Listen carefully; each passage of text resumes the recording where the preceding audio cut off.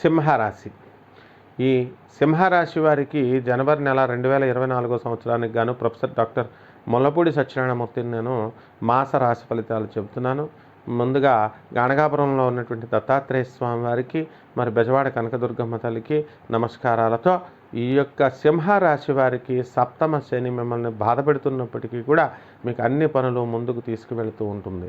మీకు ధైర్యం సన్నగిల్లి వ్యతిరేకమైనటువంటి పరిస్థితి మీకు కనబడుతున్నప్పటికీ కూడా జాతకంలో మీరు ముందుకు దూసుకు వెళ్ళిపోతారు. ఇక మీకు భాగ్యములో ఉన్నటువంటి గురుడు అధికమైనటువంటి లాభాలను మీకు తెచ్చిపెడతాడు. అష్టమ రాహు ఒక్కటే మీకు అనేకమైనటువంటి మానసిక ఇబ్బందుల్ని మీకు కలగజేస్తుంది. మరి భార్యాభర్తల మధ్య అవరోధాలు రావడానికి అవకాశాలు ఉంటాయి. మరి అందువలన అనవసరమైనటువంటి ఆర్గ్యుమెంట్స్ మీరు చేసుకోకుండా చూసుకోండి. మరి ఈ యొక్క సంతానం నుంచి మీకు చక్కటి ప్రశాంతమైనటువంటి శుభ లాభాల కలుగుతాయి. వాళ్ళ యొక్క విజయాలు మీకు అనేకమైనటువంటివి విని చక్కగా సంతోషిస్తూ ఉంటారు. ఇకపోతే ఈ యొక్క 4వ ఇంట్లో ఉన్నటువంటి బుధుడు డైరెక్ట్ అయ్యి జనవరి 2, 2024 సంవత్సరంలో డైరెక్ట్ అవుతాడు. మరి ఈ విధంగా కుటుంబంలో కాస్త యావరేజ్గా మీకు మనస్తాపం వచ్చినప్పటికీ కూడా అందరూ సుఖంగా ఉంటారు. ఇక ధనస్థానంలో ఉన్నటువంటి కేతువు మీకు వృత్తి, వ్యాపార, ఉద్యోగ విషయాల్లో మిమ్మల్ని ముందుకు తీసుకువెళ్తాడు. గవర్నమెంట్, ప్రైవేట్ ఉద్యోగాలు చేస్తున్నటువంటి వాళ్ళంతా కూడా అఖండమైనటువంటి విజయాలు సాధిస్తారు. ప్రమోషన్స్ వస్తాయి.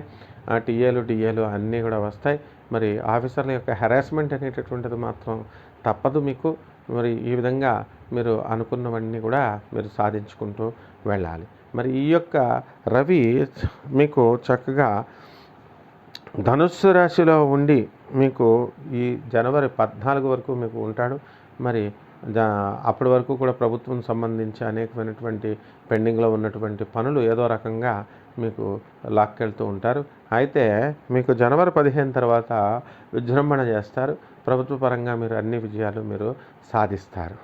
కాబట్టి ఈ యొక్క 6వ ఇంట్లో ఉన్నటువంటి మీకు ఈ యొక్క రవి అనేకమైనటువంటి ప్రభుత్వ ఉద్యోగాలు లేనటువంటి వాళ్ళకి ఉద్యోగాలు ఇప్పించడం జరుగుతుంది. మరి ఈ యొక్క కుజుడు మనకి ధనుసు రాశిలో ఉండడం వల్ల మీరు అనుకున్నవన్నీ పనులు కూడా భూములకు సంబంధించి అనేకమైనటువంటి విజయాలు మీరు సాధిస్తారు.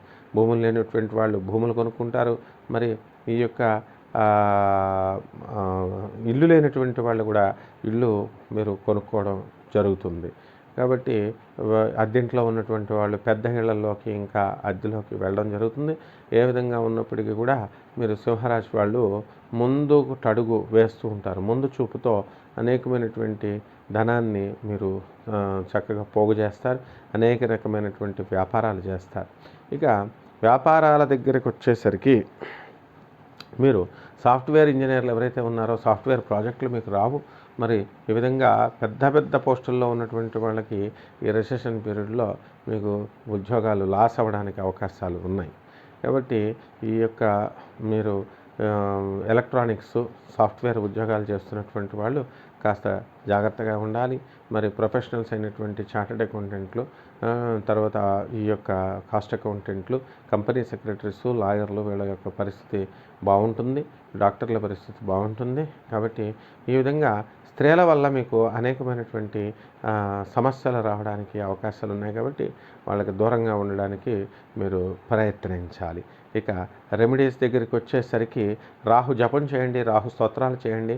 రాహుకి కిలోంపావు మినుముల్ని ఆవు పేడ రంగు ఉన్నటువంటి వస్త్రాన్ని ఇచ్చి పేద బ్రాహ్మణులకు దానం చేయండి. ఈ విధంగా చేస్తే బ్రహ్మాండంగా ఉంటుంది. శుభమస్తు.